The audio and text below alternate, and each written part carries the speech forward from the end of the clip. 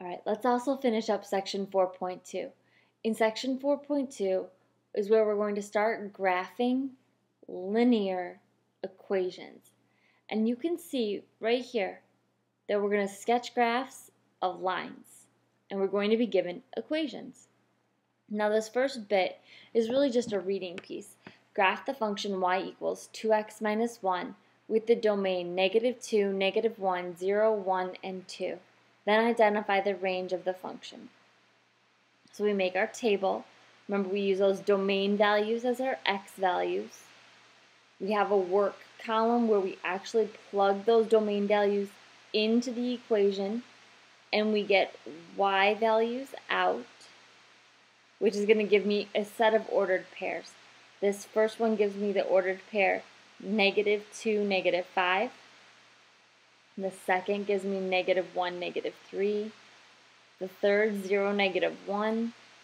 The fourth, 1, 1. And the fifth, 2, 3.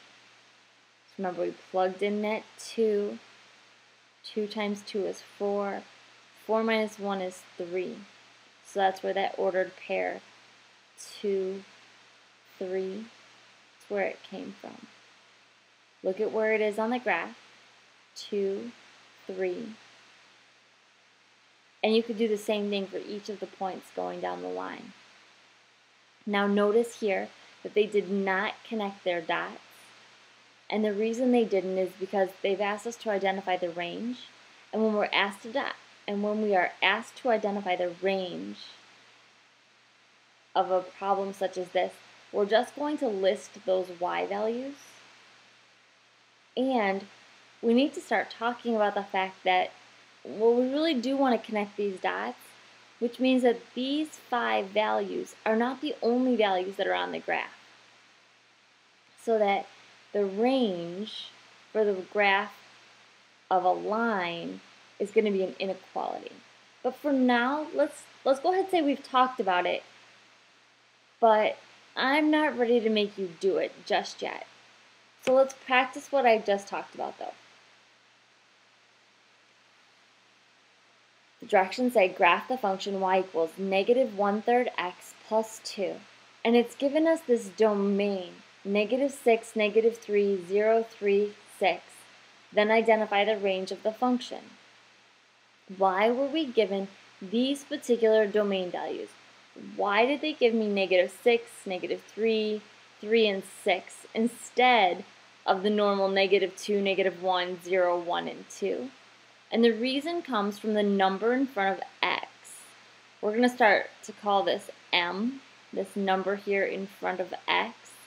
And because this number is a fraction, and because that fraction is a third, we used multiples of 3 in our domain.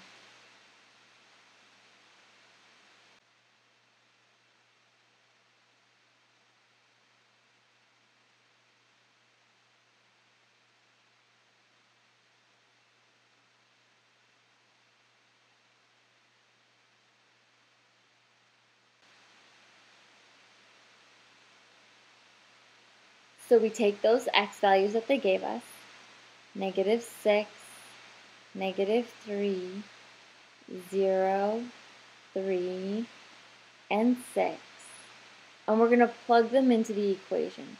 So we're going to do -1/3 times -6, and then add 2. And this work zone, you can put as much as or as little work as what you need. Eventually, you may even end up leaving that workspace close to blank, but I wouldn't recommend it, especially not for partial credit on a test. So we end up with a +2 plus 2, which means that that first y value is 4. And we should plot the point -6, +4. 1, 2, 3, 4, 5. Ooh, 6 is not really on my graph, so I'll approximate that point here. Go through and do the rest of the table.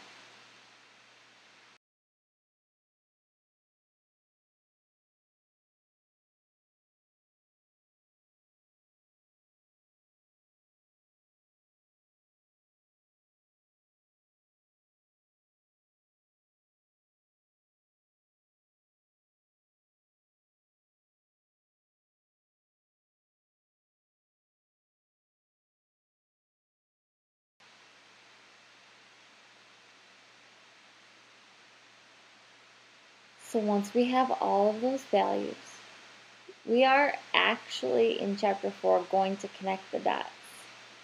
Hopefully you did yours much more neatly than what I just did on my screen.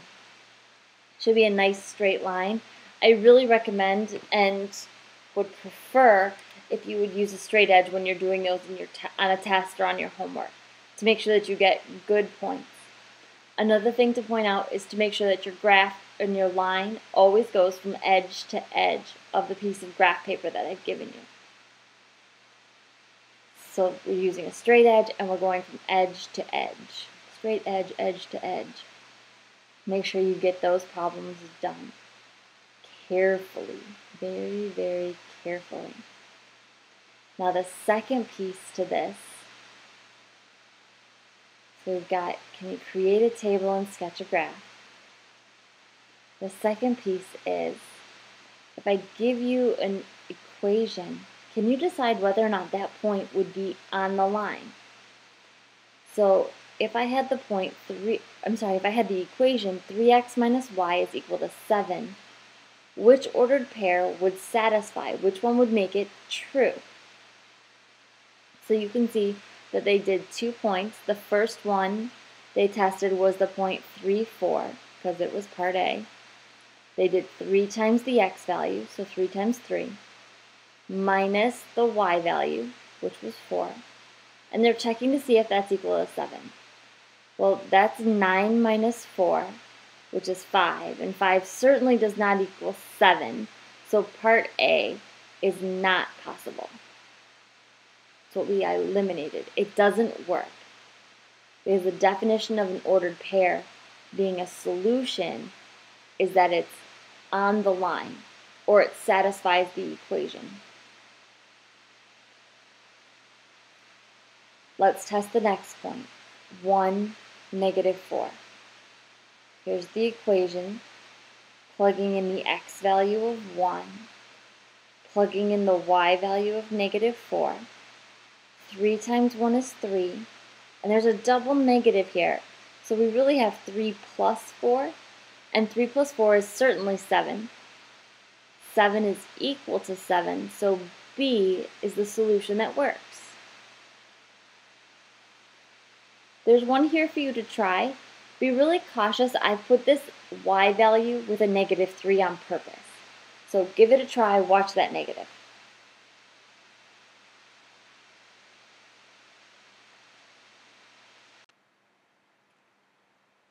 Hopefully you plugged that in and you were very careful, and a double negative gave you a positive 3. So you ended up with 9 does not equal 3, which means that this is not a solution, or you could think of that as meaning that the point 3, negative 3 is not on the line.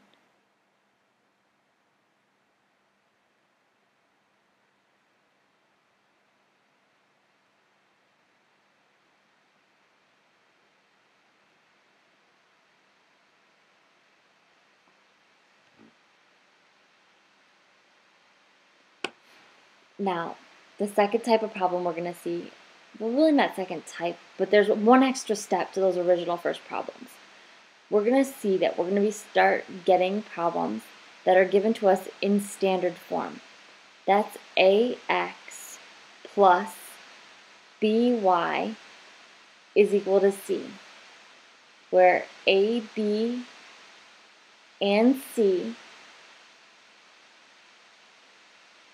are integers,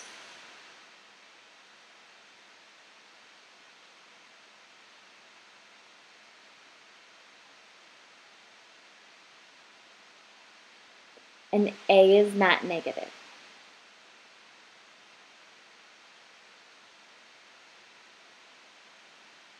Or a is positive.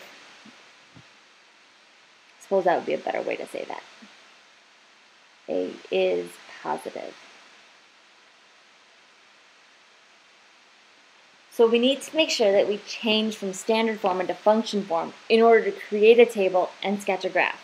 Remember that function form is talking about solve for y,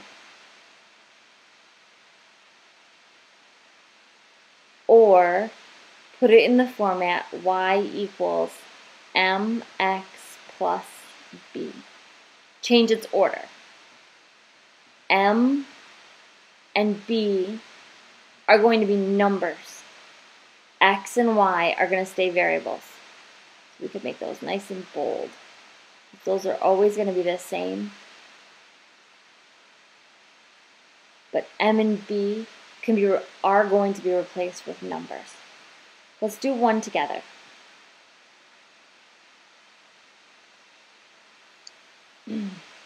Graph the function 2x plus 3y is equal to 6, which we have to put it in function form. We've got to get y by itself. So we need to subtract 2x from the left and from the right. We are now in chapter 4, so we need to be very cautious about our order. 0 plus 3y is 3y. And we always put the x value first, so negative 2x plus 6 divide by 3 on the left. And we really want to divide by 3 on the right, but we're going to split it into little fractions instead of one giant ugly one. So we end up with 1y is equal to negative 2/3 x plus 2. They have not given us domain values, which means we are in control. My denominator of the m, or the number in front of x, that denominator is 3, so I'm going to choose multiples of 3. Negative 6, negative 3. I always choose 0, 3, and 6. I think the rest is relatively easy, so go ahead and work through it.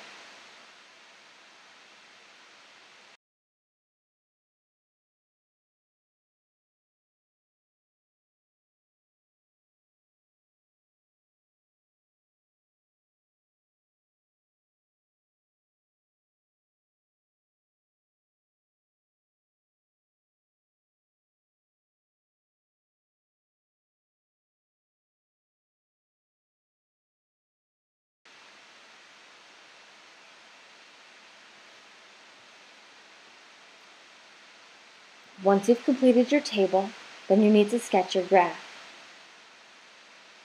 Each set of ordered pairs separately.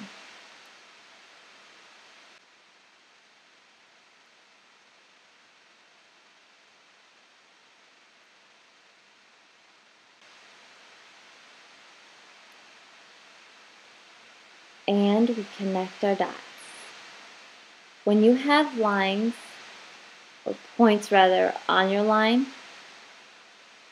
that are off the graph, approximate them and see if you can't get as many as possible onto your graph.